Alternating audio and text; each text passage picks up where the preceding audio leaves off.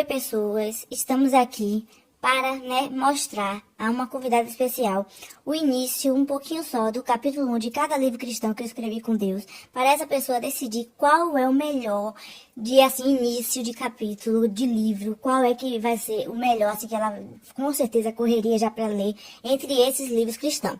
E mesmo que a pessoa me conhece, aqui é sinceridade, ok? Então vamos lá. O primeiro vai ser sobre a série Serva de Deus. No momento tem 2 livros disponíveis, mas eu só vou ler o do primeiro livro, para não ser spoiler demais. E aí vamos lá no capítulo 1, que o nome do capítulo tem título, eu gosto de capítulo com título, e significa capítulo 1, a morte do rei. Vamos ver. Antes de Eduardo Wilson Johnson, o meu querido pai, se tornar rei, existe um rei perfeito, único, humilde, que sacrificou sua vida pela humanidade. Esse rei dos reis se chama Jesus Cristo. E tem, tá vendo assim, que tá narrando errado, porque esse livro é narrado por 2 pessoas, em primeira pessoa. O que você tem a dizer?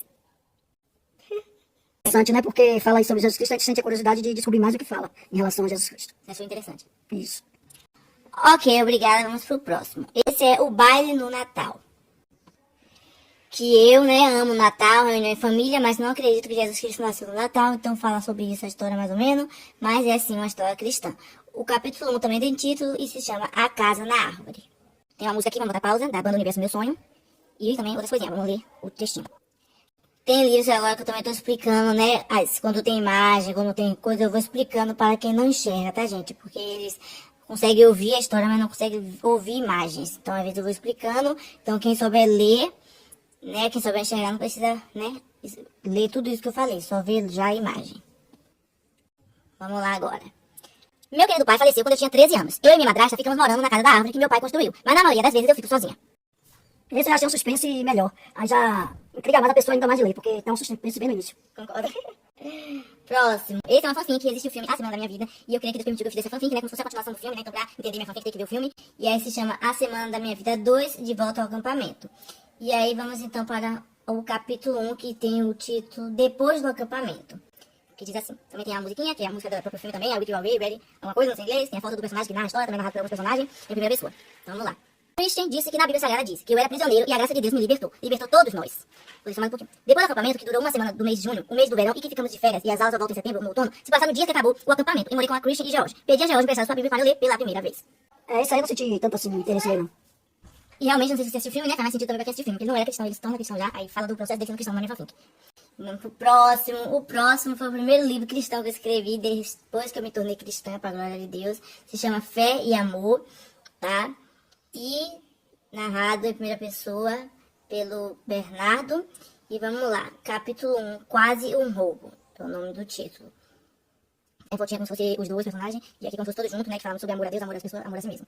Vamos lá. Fico surpreso quando vejo pela janela grande de vidro do mercado chamado Sócio no Mercado, eu vejo uma pessoa pegando um pacote de biscoito e colocando no bolso grande um casaco preto. Vou continuar um pouquinho.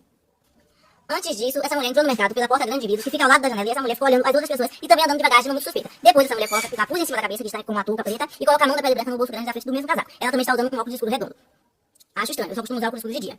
Então ela fica indo em direção à porta do mercado e não à caixa do mercado, que fica mais para trás do mercado. Minha nossa, não acredito que ela está roubando.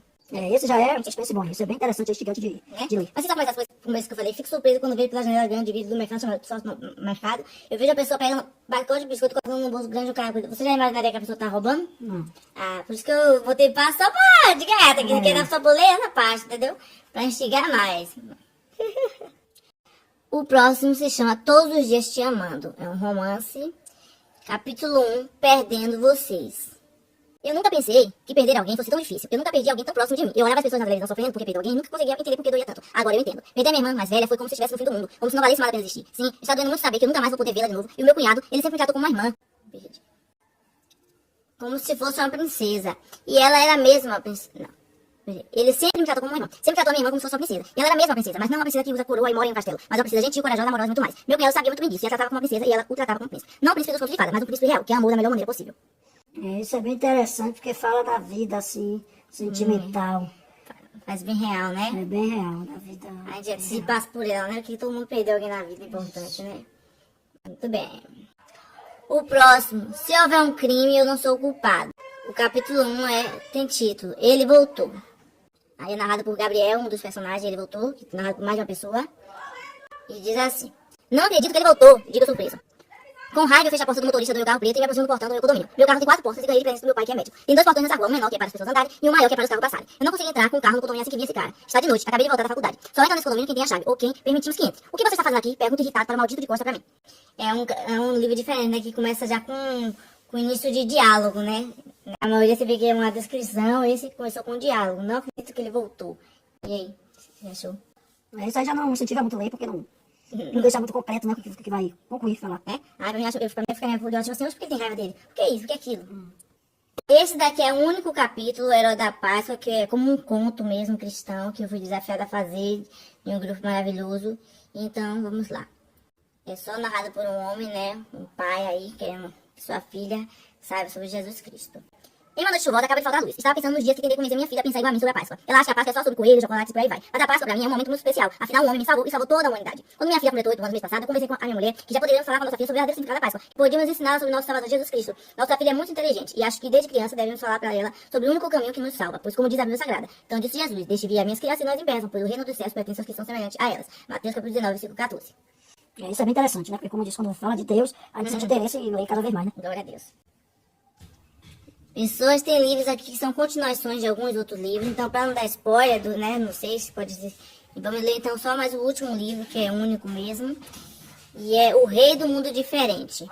Meu primeiro livro de fantasia cristã que eu estava escrevendo, creio que Deus ainda vai permitir que eu continue escrevendo, e né, que alguns ali, então, ela já ouviu falar sobre ficção mistério, ficção romance, ficção cristão, né, mistério cristão, romance cristão, época, né? Ficção de época cristã e etc, né? Então agora é fantasia ficção cristã. E aí o nome é O Rei do Mundo Diferente e é narrado, se eu não me engano, que já faz tanto tempo que eu não li esse livro, gente, mas acho que é por 2 crianças que depois com o tempo vão crescendo. E o capítulo 1 está escrito O Livro Sagrado. E aí narrado por essa menina, que ela diz: desde que eu era mais nova, as pessoas viviam falando sobre um rei. Um rei que criou o mundo, como a natureza, os céus, a terra, e também esse rei criou os animais e a humanidade. Eu nunca soube no que acreditar. Alguns animais viviam dizendo que não existe rei, que ninguém sabe quem criou o mundo, se foi algum humano ou algum animal que criou tudo isso. Meus pais acreditavam sim que alguém poderoso criou tudo.